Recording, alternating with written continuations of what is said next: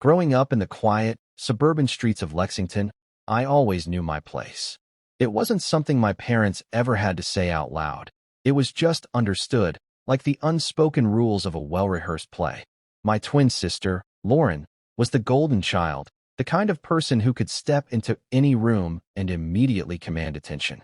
It wasn't just that she was beautiful, though she was, with her perfect blonde waves and effortless charm, but she had this innate ability to make people want to be around her. She was cheer captain, student council president, and the reigning queen of social hierarchy at our high school. Teachers loved her. Neighbors adored her. Even strangers in the grocery store would light up when they saw her, as if she carried a piece of the sun wherever she went. Then there was me, Derek, the twin who was there, the one who hovered in the background of family photos, slightly out of focus, the one who worked part-time at Freshmart, pushing carts in the sweltering Kentucky heat while Lauren practiced for homecoming court, the one teachers struggled to remember, usually mistaking me for some other quiet kid who sat in the back row. At school, people only recognized me in relation to her. "Oh, you're Lauren's brother," they'd ask, their interest already fading before I could respond. That was my identity, Lauren's brother. Our parents weren't cruel, exactly.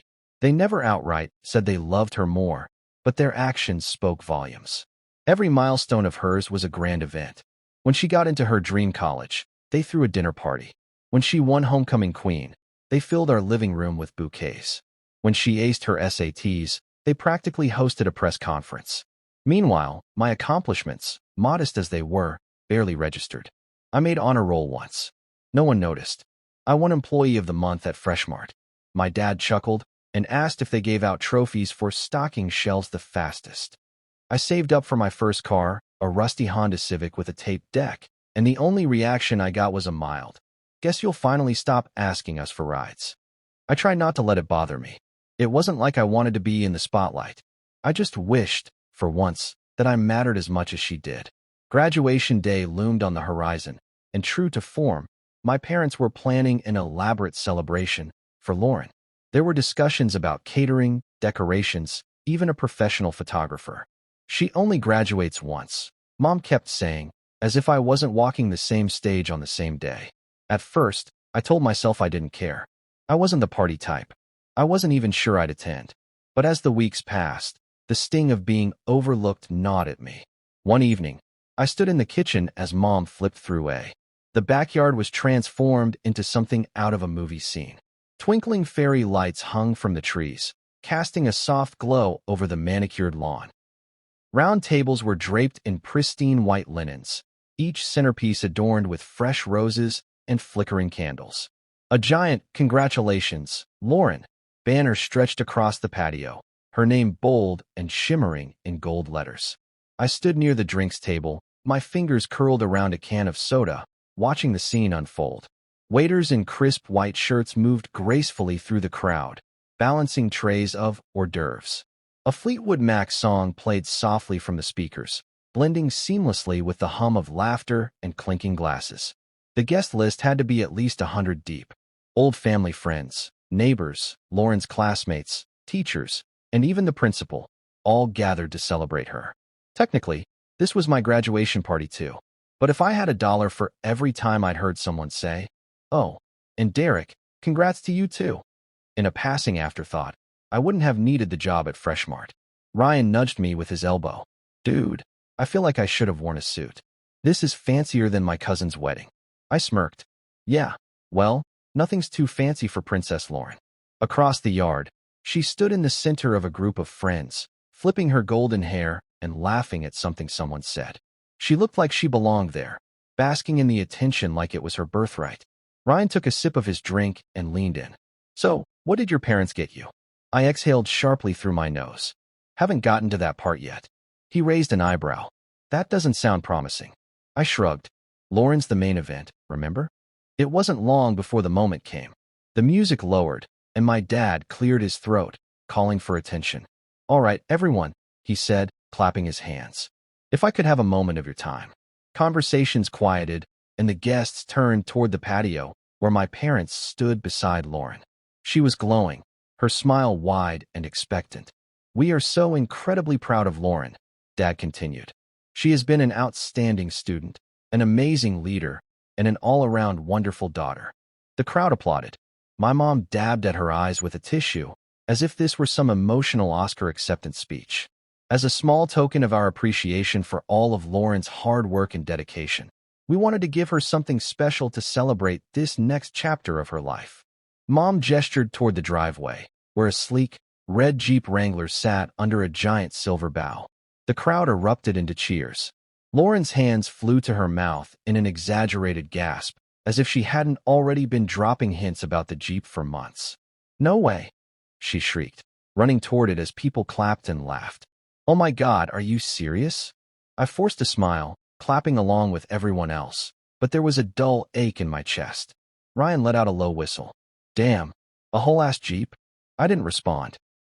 Mom and Dad beamed as they watched her fawn over the car, posing for pictures, hopping into the driver's seat as if it had been made just for her. After what felt like an eternity, Dad finally turned back to the crowd. "And of course, we couldn't forget about Derek," he said, almost as an afterthought. "Derek, come up here." I stepped forward, feeling the weight of 100 eyes on me. Mom reached into her purse and pulled out a small white envelope. She pressed it into my hand with a practiced smile.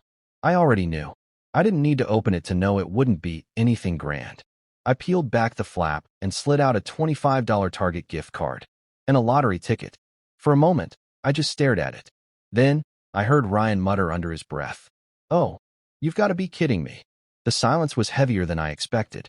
A few awkward chuckles rippled through the crowd. Someone coughed. Lauren turned from her Jeep, looking mildly interested, then went right back to taking pictures with her friends. My parents smiled as if they'd just given me the most thoughtful gift in the world. Ryan, never one to let things go quietly, leaned in. "Bruh, they got her a Jeep and gave you scratch-off luck?" I let out a dry laugh, shaking my head. "Guess so." Dad clapped me on the back, misreading my expression entirely. "Who knows?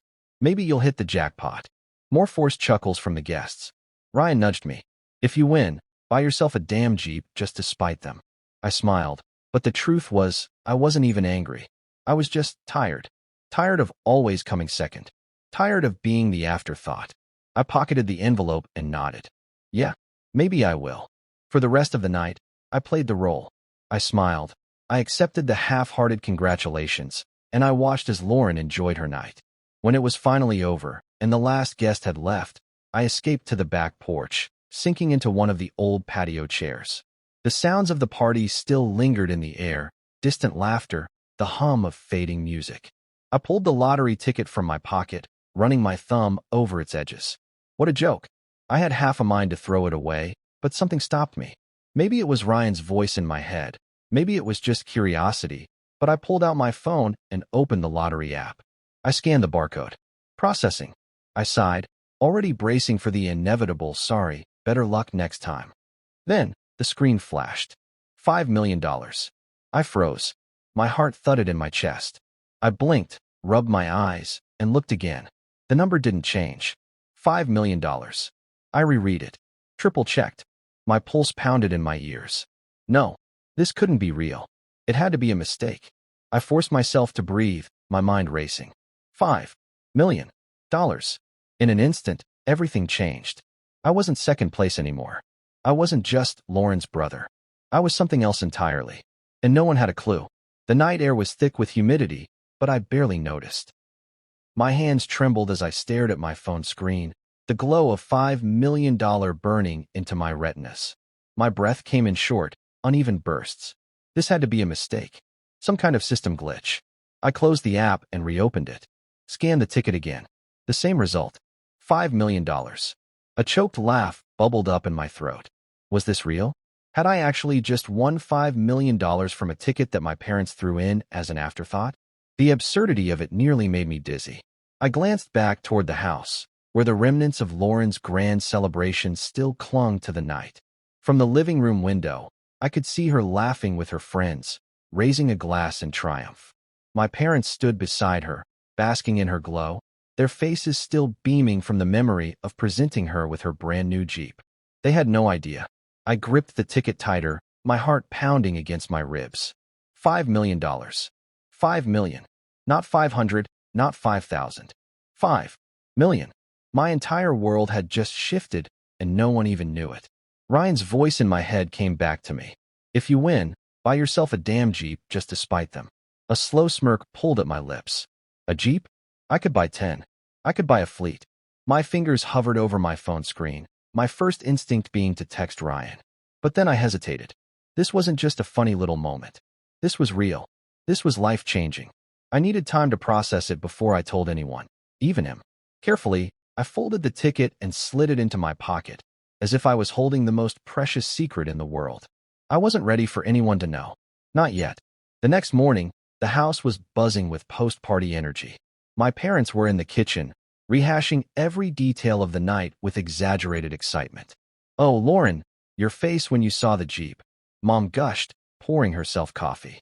"It was priceless." Lauren grinned, twirling the keys between her fingers. "I mean, it was kind of expected, but still, it's perfect." Dad chuckled. "And Derek, you got." He snapped his fingers, searching his memory. "What was it again?" "The gift card." My stomach twisted, but I kept my expression neutral. "Yeah, and a lottery ticket."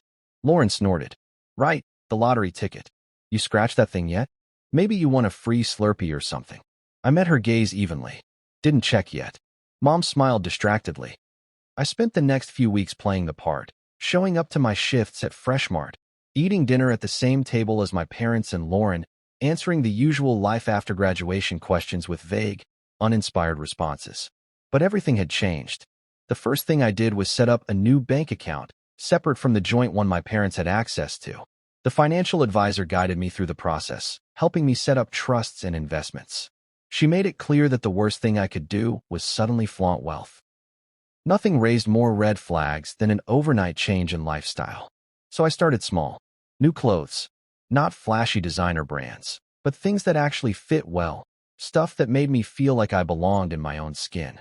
A pair of Air Jordans that I had admired from afar, but never thought I could afford. A sleek, upgraded phone instead of my cracked, outdated one. It felt surreal, this quiet transformation. And of course, Lauren noticed. One afternoon, I walked into the kitchen wearing a brand new hoodie, a soft gray one that I had ordered online from a higher-end streetwear brand. Lauren leaned against the counter, sipping an iced coffee. She raised an eyebrow as her gaze flicked to my shoes. "Since when do you wear Jordans?" I shrugged, grabbing a glass of water. "Since now." She narrowed her eyes. "Did Freshmart give you a raise or something?" I smirked. "Something like that." I could see the wheels turning in her head. Lauren thrived on knowing things. Information was power to her, and me keeping something from her? That didn't sit right. The real test came when I upgraded my car. I hadn't gone for anything ridiculous. I wasn't about to pull up in a Lamborghini and give myself away. But I did trade in my rusty, beat-up Honda Civic for a sleek black Tesla. Practical, efficient, and, most importantly, mine. The moment I pulled into the driveway, I knew I had messed up. Lauren was outside, posting a selfie on her phone, when she saw it. Her jaw practically hit the pavement. "Are you serious?" she blurted out, walking toward the car. "Whose Tesla is this?" I stepped out, locking it with a simple tap. "Mine." She laughed, but it wasn't the kind of laugh that said she found something funny. It was sharp, disbelieving. "No way. No freaking way." I leaned against the car, feigning boredom. "Why is that so hard to believe?" "Because you work at Freshmart, Derek." She folded her arms. "Even if you saved every single paycheck for the past 2 years, you wouldn't have enough for this." I shrugged, playing it cool. "Uber pays well." She blinked. "What?" I started driving for Uber. I lied smoothly. "Late nights, weekends. Good tips. Plus stocks." You'd be surprised how easy it is to make money when you actually pay attention to the market. Lauren stared at me, suspicion written all over her face. "You're lying," she finally said. I smirked. "Then prove it." She had nothing. For the first time in our lives, I had something she didn't control. She huffed, flipping her hair over her shoulder. "Whatever. It's not like I care." But I knew she did. The rumors started soon after. Lexington wasn't a big city. I tossed the last of my clothes into the duffel bag and zipped it shut. My heart was pounding, but my hands were steady. This was it. I was done. The house was silent, but I knew that wouldn't last. Downstairs, my parents were probably still in shock, trying to process the fact that I had just told them I won $5 million. And that I wasn't sharing any of it with them. "Lauren?" She was probably ready to explode, furious that I had slipped through her fingers. I slung the bag over my shoulder and took one last look at my childhood bedroom. The walls were bare, the posters I had put up years ago peeling at the edges. The furniture was old, most of it hand-me-downs from when Lauren got an upgrade. This room was never really mine. It was just the place I had existed in while I watched my sister be celebrated. Not anymore. I pulled open the door and stepped out into the hallway. Lauren was waiting at the top of the stairs. She had changed out of her usual perfect outfit, her hair pulled back into a messy ponytail, but her expression was sharp, calculating. I could see the storm brewing in her eyes. "You're actually leaving?" she asked, arms crossed. I didn't slow my steps. "Yeah." She let out a short laugh, but there was no humor in it. "Wow. So that's it. You win a little money, and suddenly you think you're too good for us." I paused at the top of the stairs and turned to face her. "You really don't get it, do you?" Her eyes narrowed. "Get what?" I exhaled slowly. "This isn't about the money. It never was." She scoffed. "Of course it is. If you didn't win, you'd still be here, working your stupid Freshmart job, driving that piece of junk car." I tilted my head. "Yeah? And if I had told you the second I won, what would have happened?" She rolled her eyes. "Oh, I don't know. Maybe you could have helped your family?" I laughed, shaking my head. "Right. Because family helps each other, right? Like how you got a brand new Jeep and I got a $25 gift card." Lauren's jaw clenched. "That's different." "No, it's not." My voice was calm, but inside, I was exhausted. "You just don't like that. For once, I have something you don't. And you really don't like that you can't control it." Her eyes flickered, a brief hesitation that told me I had hit the mark. But then she rolled her shoulders back, recovering. "You're so dramatic, Derek. You act like Mom and Dad hate you or something." I shook my head. "They don't hate me, but they never saw me the way they saw you. And I'm done pretending that doesn't hurt." She opened her mouth to say something, but I didn't give her the chance. I turned and walked down the stairs. Mom and Dad were waiting in the kitchen, tension thick in the air.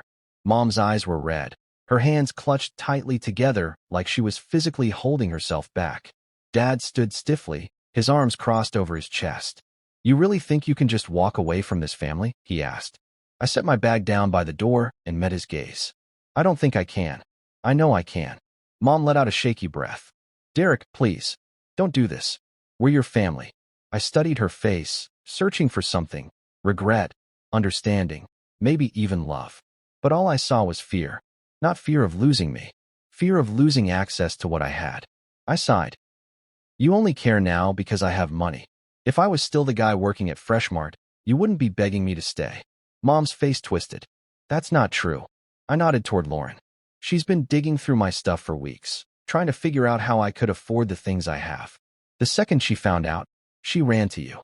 Not because she was worried about me, because she wanted to know what she could get out of it." Lauren scoffed. "Oh my God, you're so full of yourself." I ignored her, turning back to my parents. "You want me to stay? Then answer this honestly. If I had told you the second I won, what would you have done?" Neither of them spoke. I let the silence stretch. That's what I thought. I picked up my bag and slung it over my shoulder. Mom's voice cracked. "Derek, please. At least think about this." I met her gaze, my expression softening just a fraction. "I did. And that's why I'm leaving." I opened the door and stepped outside. And for the first time in my life, I walked away on my own terms.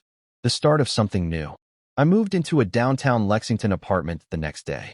It wasn't anything flashy, just a sleek, modern space with floor.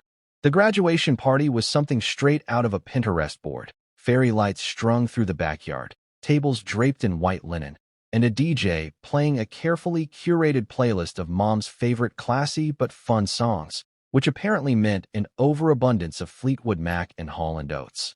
A massive photo board showcased Lauren's greatest hits, baby pictures, cheerleading trophies, vacation snapshots where she was the undeniable star of the show. I had one small section of the board, tucked in the corner. A single row of photos, me as a baby, a school picture from 5th grade, and one of me at Freshmart in my uniform, pushing carts in the summer heat. Classic. The house was packed, relatives, family friends, teachers, Lauren's friends, their parents. It felt like the entire neighborhood had shown up to celebrate her. I drifted through the crowd, invisible as always. Ryan arrived a little late, sliding up beside me with a smirk. Man, this is insane, he muttered, grabbing a soda from the drink table. I think your mom rented a wedding planner. Yeah, for Lauren's wedding to success, I said dryly. He snorted. And you're just the flower boy, huh? I gave a half smile, but it didn't reach my eyes.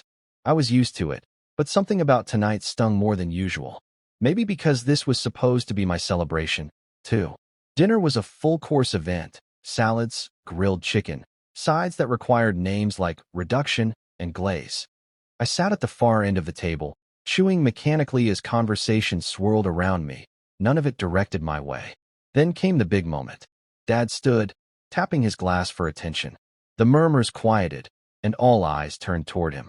We just want to take a moment to celebrate our amazing daughter, Lauren, he began, his voice thick with pride. She's been an incredible student, an even better daughter, and we know she's going to do great things at Duke University this fall. A round of applause. Lauren beamed, basking in the attention like she was born for it. And of course, Mom added, almost as an afterthought, we're proud of Derek too. A smattering of polite claps followed.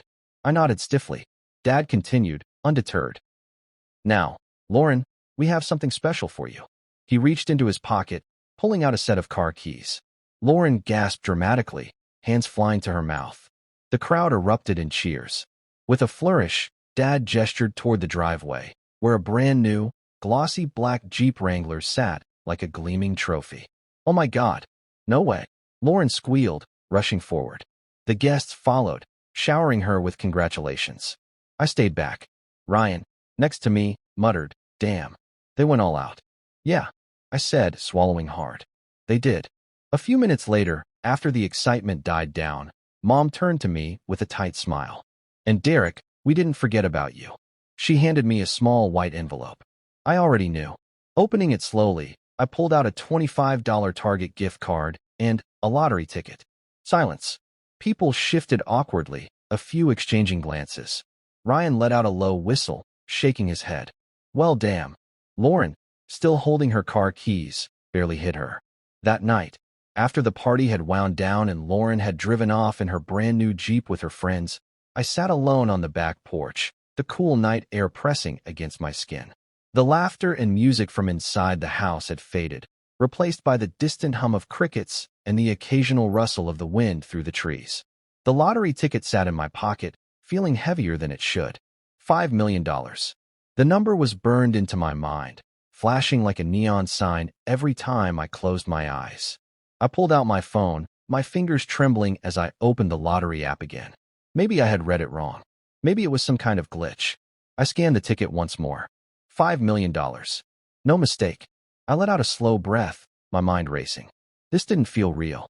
People like me didn't win the lottery. People like me worked dead-end jobs, saved up for years to afford a half-decent car, and got ignored at their own graduation party. And yet, here I was, a millionaire overnight. I looked up at the sky, the stars scattered across the darkness like tiny pinpricks of light. My whole life, I had been stuck in Lauren's shadow, always the afterthought, the extra twin. But this was mine. This was the first thing in my life that was just for me. My phone buzzed. Ryan, dude, are you still freaking out? I smirked and typed back. Me, kinda. Ryan, I still can't believe it. You're rich now, man. What are you gonna do? That was the question, wasn't it? What was I going to do? I leaned back against the wooden steps, staring out at the dark yard. The possibilities were endless. I could walk into Freshmart tomorrow and quit on the spot. I could buy a car that wasn't held together by duct tape and prayers. I could move out of this house and never have to deal with being the forgotten twin ever again. For the first time in my life, I had power, and I wasn't about to waste it. The next morning, I woke up early, my mind still buzzing with the weight of my newfound fortune. My parents were already up, sitting at the kitchen table with their coffee, chatting about Lauren's new car like it was the greatest achievement of their lives. Did you see the way she lit up when she got the keys? Mom gushed. Keeping a $5 million secret was harder than I thought. At first, it was easy. I didn't do anything reckless. I didn't walk into a dealership and buy the flashiest car on the lot. I didn't move into a penthouse downtown. I didn't blow stacks of cash on ridiculous shopping sprees. Instead, I played it smart. I met with a financial advisor who laid out a plan for me. We set up multiple accounts, one for daily expenses, one for investments, one for long-term growth. I put most of the money in safe, boring investments that would keep it growing while I figured out my next move. Still, there were small changes. I bought better clothes. I upgraded my phone. I started eating at better restaurants instead of living off gas station snacks and whatever I could grab from the Fresh Mart discount rack. People noticed. Lauren noticed. "Since when do you wear name brand anything?" she asked one afternoon, eyeing my new hoodie as we sat in the living room. I shrugged, keeping my face neutral. "Got a raise at Fresh Mart." She snorted. "Did they make you CEO?" I laughed it off, but I could see the gears turning in her head. She didn't fully believe me, but she also didn't care enough to press further. At least, not yet. My parents were more oblivious. Dad was too busy with work, and Mom was still riding the high of Lauren's graduation and impending move to Duke. They barely noticed when I stopped asking them for gas money. For the first time in my life, I felt in control. I didn't have to rely on them. I didn't have to feel like a burden. I had a way out. I just had to be careful. It started with small things. I bought a car. Not a flashy one. Nothing that would send up immediate red flags. Just a sleek, used Tesla, something practical but undeniably an upgrade from my old, beat-up Civic. Lauren noticed immediately. "Since when can you afford a Tesla?" she asked, arms crossed as she leaned against the car one afternoon. I shrugged. "Been saving." Her eyes narrowed. "Saving? From what? Minimum wage." I kept my expression relaxed, casual. "I've been investing." She scoffed.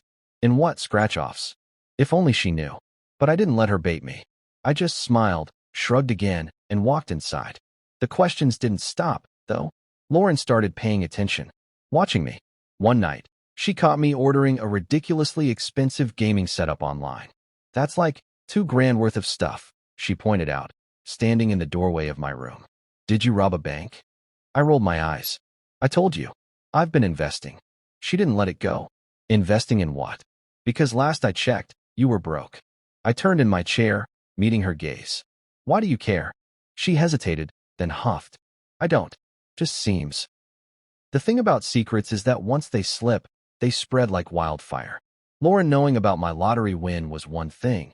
I could handle that. But what I didn't expect was how fast the truth would unravel, like a sweater caught on a nail, pulling apart one thread at a time. It started with small things. Lauren, for all her flaws, didn't immediately spill the secret. Instead, she played a game of her own, watching me closely, studying my every move, waiting to see what I'd do next. And honestly, I wasn't sure myself. I had spent months slowly adjusting to this new life, keeping things under wraps, making smart financial moves. But now the pressure was on. Lauren was no fool. She knew that if she figured it out, it was only a matter of time before our parents did, too. And that was a problem, because once they knew, they'd expect everything. It was a Thursday night when it finally blew up. I had just come home from a meeting with my financial advisor, feeling good about my progress. My investments were thriving, my accounts were secure, and I was on track to double my wealth in just a few years. I walked into my apartment, tossing my keys onto the counter, only to find Lauren sitting on my couch again. This time, she wasn't alone. Mom and Dad were with her. My stomach dropped. "What the hell is this?" I asked, shutting the door behind me. Mom folded her arms, giving me that disapproving glare she always reserved for when I did something wrong. "Your sister told us everything." I shot Lauren a look. She had the audacity to smirk. Betrayal, served on a silver platter. Dad leaned forward, elbows on his knees. "So, you won the lottery." I stayed silent, my pulse hammering. Mom sighed dramatically. "How long were you planning on keeping this from us?" I clenched my jaw. "Forever." Her eyes widened. "Excuse me." I exhaled sharply, crossing my arms. I knew exactly how this would go. The second you found out, you'd think this money belonged to you, not me. Dad scoffed. "That's ridiculous." I laughed bitterly. "Is it? Because I'm willing to bet that's exactly why you're here." Mom pressed a hand to her chest, feigning hurt. "Derek, we're your family." I rolled my eyes. "Oh, now I matter?" Dad sighed, pinching the bridge of his nose. "We're not saying you have to give us everything." "Oh, so just some of it." I shot back. "Tell me, Dad, how much would be fair? Enough to pay off Lauren's tuition? Enough to upgrade your house? Enough to buy Mom that fancy vacation she's always wanted?" Mom's lips thinned. "Derek, you're being dramatic." I took a step forward. "No, I'm being realistic. Because we all know if Lauren had won, you'd be throwing her a damn parade. But me? You didn't even care enough to remember my graduation gift. You handed me that ticket as a joke. Silence. Lauren, for once, had nothing to. The night I cut them off, I expected to feel something. Maybe guilt, maybe fear, maybe even relief so strong it would knock the wind out of me. But all I felt was nothing. A strange emptiness, like I had severed a cord I had been tied to my whole life, and now was floating, weightless, in a space that was entirely my own. At first, they left me alone. Maybe they were too shocked to respond right away, or maybe they were waiting for me to come crawling back, realizing I had made a terrible mistake. But I didn't. I was done. I spent the next few weeks settling into my life, finally living the way I had always wanted. I took long drives in my Tesla, windows down, music blasting, feeling the freedom in every mile I put between myself and that house. I decorated my apartment exactly how I liked it. No one's opinions, no compromises, just me. And I thrived. I woke up when I wanted, ate what I wanted, went where I wanted. No one nagging me, no one looking at me like I was less. I had never realized how much of my life had been spent waiting for approval that was never coming. Now, I didn't need it. Money gave me freedom in ways I never could have imagined. It wasn't just about buying things, it was about options. I took financial courses, learned everything I could about managing wealth, and made investments that would grow my money even more. I wasn't just rich. I was smart about it. But my family? They weren't doing so well. It started with Lauren. She totaled her Jeep. Apparently, she had been speeding down some back road with her friends, showing off, and lost control. The Jeep flipped, landed in a ditch, and was completely destroyed. She walked away with only a few bruises, but the car? Gone. And she didn't have the money to replace it. At first, she assumed Mom and Dad would handle it. They always had. But something had changed. They couldn't afford to bail her out anymore. I heard about it from Ryan, who still had friends from high school who kept tabs on all the drama. Dude, he said one day while we were grabbing coffee, your sister's spiraling. I raised an eyebrow. Define spiraling. She's been whining to literally everyone that your parents won't buy her another car, he said, shaking his head. Apparently, they're having some serious money problems. Your dad's business took a hit, and your mom maxed out a couple of credit cards. They're drowning. I leaned back in my chair, stirring my coffee. Interesting. Ryan smirked. And guess what? What? She totally thought you'd step in and save her. I chuckled. Of course she did. Lauren had spent her whole life getting everything handed to her. The idea that she might have to struggle, even a little, was probably unthinkable to her. But I wasn't her safety net. Not anymore. Then came Mom and Dad. I had been waiting for them to make a move, and sure enough, they did. One night, I got a text from Mom. Mom, can we talk? It's important. I stared at the message for a long moment before typing back. Me about what? She responded almost immediately. Mom, your father and I are struggling. Things are harder than we expected. We need to sit down as a family and figure out a solution. A solution? I knew exactly what that meant. They wanted my money. I took my time before responding. Me? You mean you want me to give you money? Her reply came slower this time. Mom, we're family, Derek. Families help each other. There it was again. That line. Families help each other. It was funny, really. Because in all the years I had needed help, when I was struggling, when I was the one being overlooked, they had never once come to my rescue. But now that they were struggling? Now, suddenly, we were a team. I tapped my fingers against my phone, considering. Then I typed back the one thing I knew they didn't want to hear. Me. Maybe you should have invested in me instead of a Jeep. And then I turned off my phone. The calls started coming more frequently after that. First, it was Mom. Then Dad. Then, surprisingly, Lauren. She never outright asked for money, but her messages were strategic. Little complaints slipped into casual conversation. Lauren. Ugh, I hate taking the bus. I feel like a loser. Lauren, you have no idea how much I miss my car. Lauren, you're so lucky you don't have to worry. I sat there in stunned silence, the weight of my grandfather's words pressing down on me like 1,000 bricks. All this time, I thought I had won the lottery by some random stroke of luck. But it wasn't luck at all. That ticket had been mine from the beginning, and my parents had handed it over to me as a joke. A bitter laugh escaped me, hollow and sharp. They had no idea. No idea that they had gifted me my escape, my power, my freedom, and they had done it thinking it was worthless. Grandpa Walter's voice crackled over the line, low and steady. I'm sorry they didn't tell you, Derek. I should have guessed they wouldn't. I swallowed hard. They never even mentioned it. They didn't say a word. He sighed. They never did appreciate you the way they should have. Something in my chest twisted painfully at that. Grandpa Walter wasn't the sentimental type. He didn't dish out compliments easily, and he didn't involve himself in family matters unless absolutely necessary. For him to say something like that, it meant something. I rubbed a hand over my face, trying to process it all. So what now? That depends on you, he said simply. They've shown you exactly who they are. The question is, what are you going to do about it? I already knew what I was going to do. Nothing. I wasn't going to bail them out.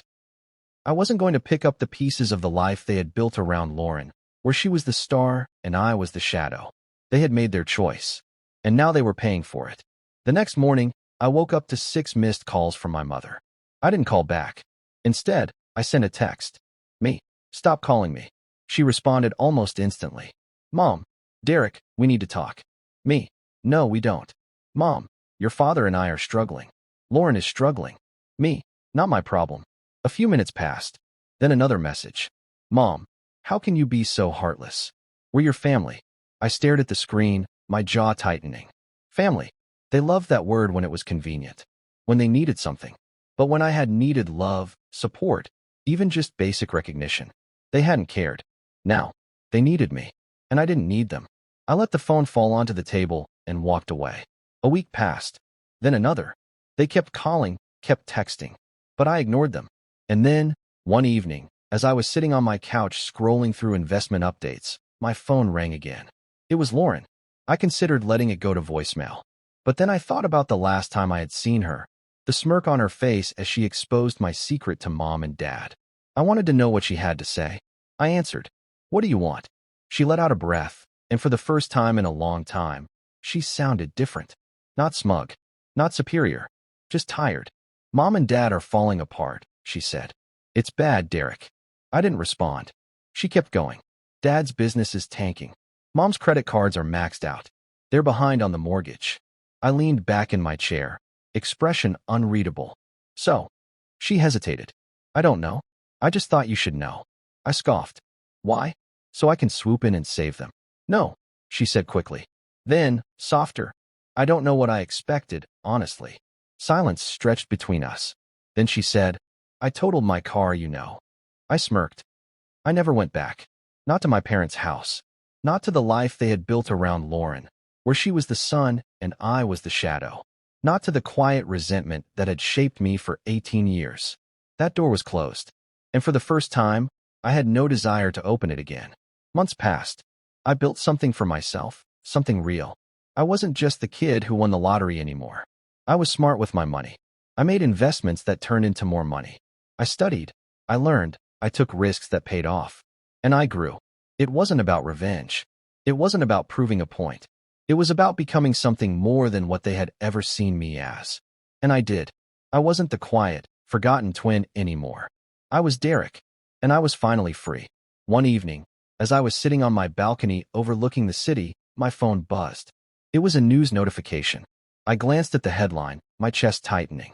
Local business owner declares bankruptcy, struggles to keep family home. I didn't have to read the article to know who it was about. Dad's business had collapsed. Mom's spending habits had finally caught up with her. And the house, the one they had worked so hard to fill with pictures of Lauren's achievements, the one that had never really felt like home to me, was slipping through their fingers. I closed the article without reading the details. This was the inevitable conclusion of their choices. And I felt nothing. Not satisfaction. Not regret. Just nothing. A week later, I got a call from a number I didn't recognize. I answered, expecting another attempt from my parents.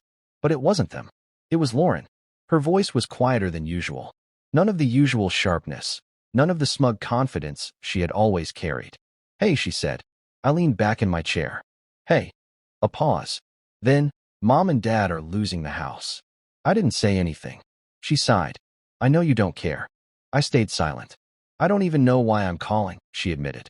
I guess. I just thought you should know. I exhaled. And another silence. Then she said, I'm not asking you to fix it. That caught me off guard. She continued, I just, I don't know what to do. For the first time in our lives, Lauren didn't have an answer. She was always the one who had everything: support, love, security. And now, that safety net had disappeared. I thought about what Grandpa Walter had said. They've shown you exactly who they are. The question is, what are you going to do about it? I wasn't cruel. I wasn't heartless. But I also wasn't their backup plan. I sighed, running a hand through my hair. Figure it out, Lauren.